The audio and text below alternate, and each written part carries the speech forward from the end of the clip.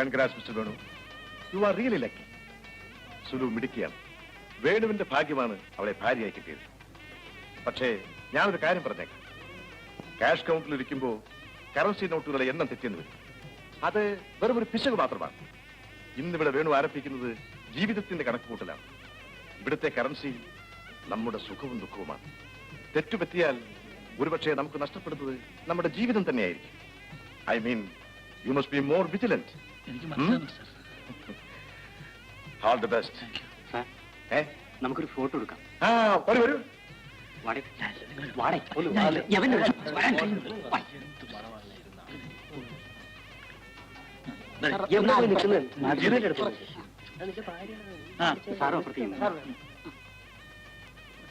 നേരെയല്ലേ?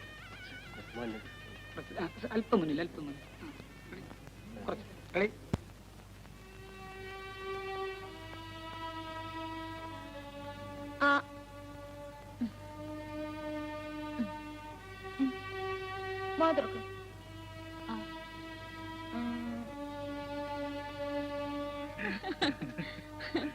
അയ്യോ, ഈ വേണുവേട്ടനിപ്പം ചെറിയ പയ്യന്റെ മാതിരി, ആ ഗോപുവിനെ പോലെ അല്ലേ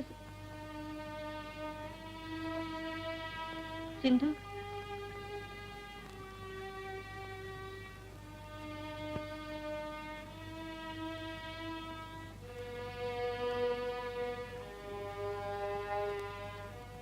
എന്താ സിന്ധു, നീ ഭക്ഷണം കഴിച്ചില്ലല്ലോ? എനിക്ക് മതി. എന്നും ഇതിൽ കൂടുതൽ കഴിക്കാറില്ലേ? ഇന്നെന്ത് പറ്റി? ഓ, ചേച്ചി മറന്നുപോയി. വാ എന്റെ മോള് വാ. സോറി,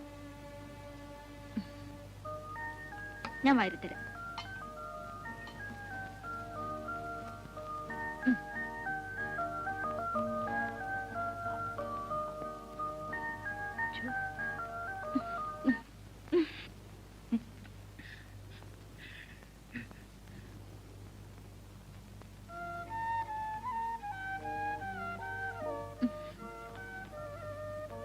നാണിച്ചിരിക്കുകയാണല്ലേ?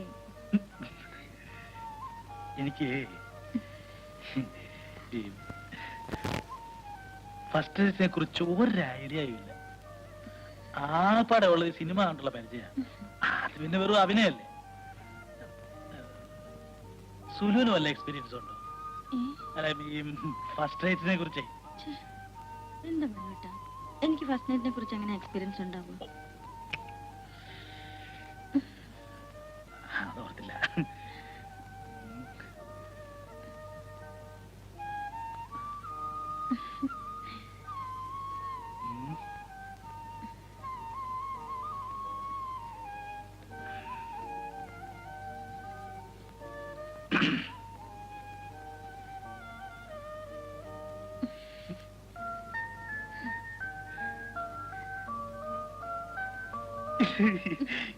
എങ്ങനാ തുടങ്ങണ്ടെന്ന് എനിക്കൊരു നിശ്ചയമില്ല.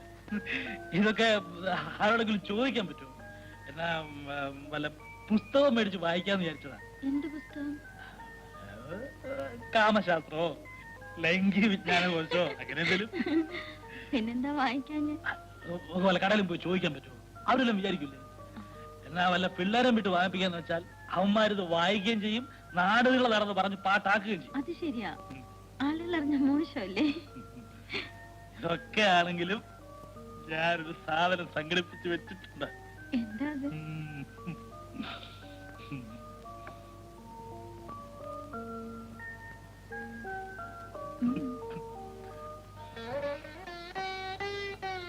എന്ത് കഷ്ടപ്പെട്ട് സംഘടിപ്പിച്ചാണെന്നറിയോ? കണ്ട പാടെ ഇങ്ങെടുത്തോളം പറഞ്ഞു പൊതിഞ്ഞു കെട്ടി സൂക്ഷിച്ചുകൊണ്ട് വെച്ചിരിക്കുക. നമുക്ക് ആവശ്യമുള്ളതൊക്കെ ഇതിലുണ്ടാവും. പൊതിയെന്ന് വെച്ചാൽ നോക്കട്ടെ. ഇല്ലേ, നോക്കട്ടെ.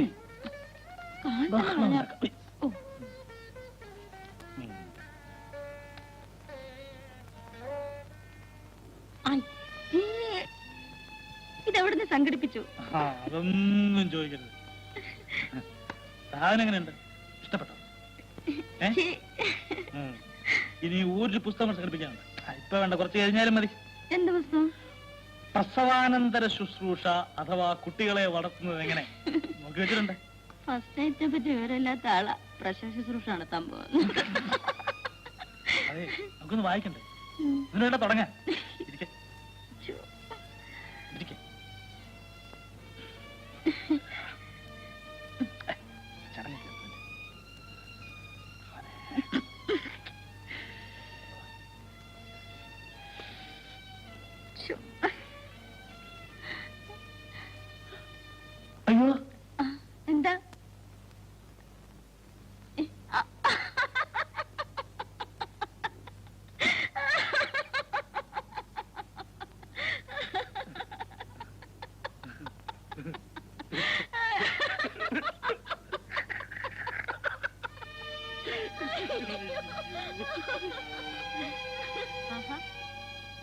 ഉറങ്ങിയില്ലേ? ചേച്ചി വരാതെ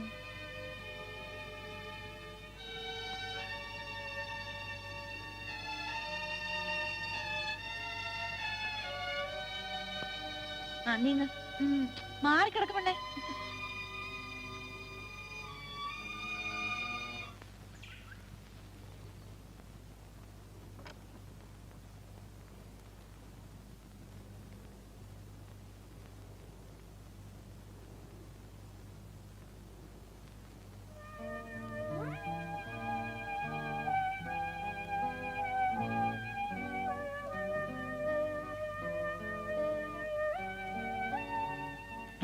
എന്താ വേണ്ടോട്ടെ? എന്റെ കയ്യപ്പ പൊള്ളിയനെ. വേണ്ട, ഒന്ന് പോവേണ്ട. വേണ്ടതല്ലേ പറഞ്ഞു. ഒന്ന് പോവേണ്ടോട്ടാ. പോയേ, ഒന്ന് വേണ്ടല്ലേ, ഒന്ന് പോ.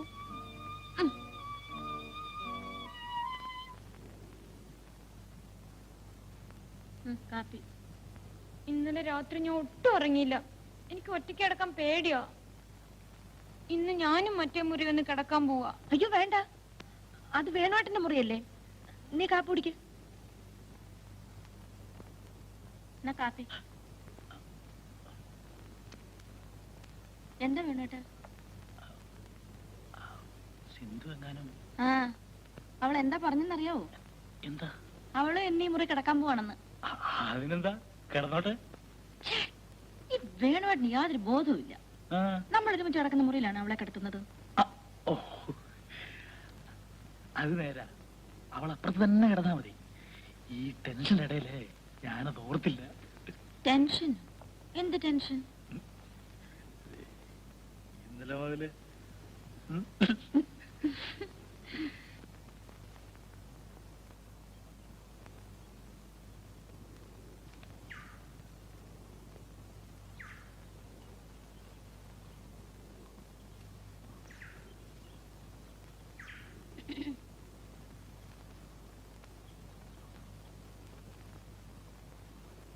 ഇന്നലെ എത്തിയല്ലേ?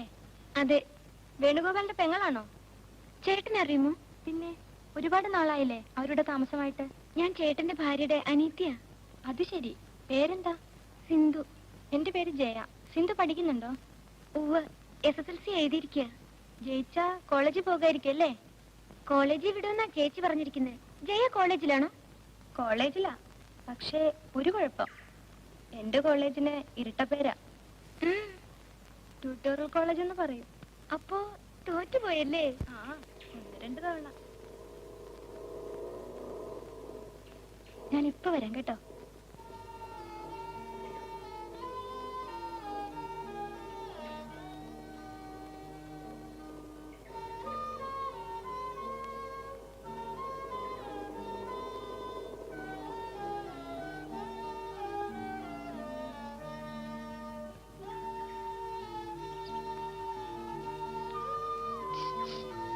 അതാരാ?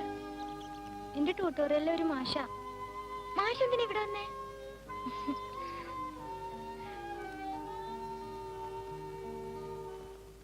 സിന്ധുവിന് ഫസ്റ്റ് ക്ലാസ് കിട്ടുമെന്ന് ഞാൻ ഒരിക്കലും വിചാരിച്ചില്ല. ഞാൻ വിചാരിച്ചു.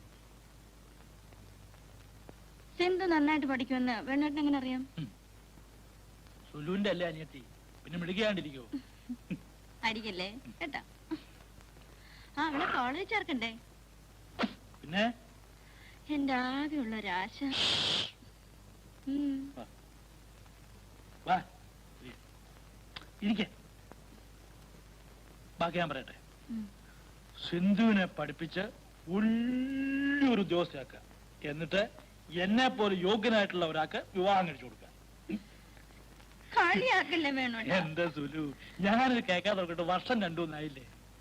പക്ഷെ ഒരു സത്യം പറയാം കേട്ടോ, ഇത്രയും സ്നേഹമുള്ള ഒരു ചേച്ചിയെ ഞാൻ എന്റെ ജീവിതത്തിൽ കണ്ടിട്ടില്ല.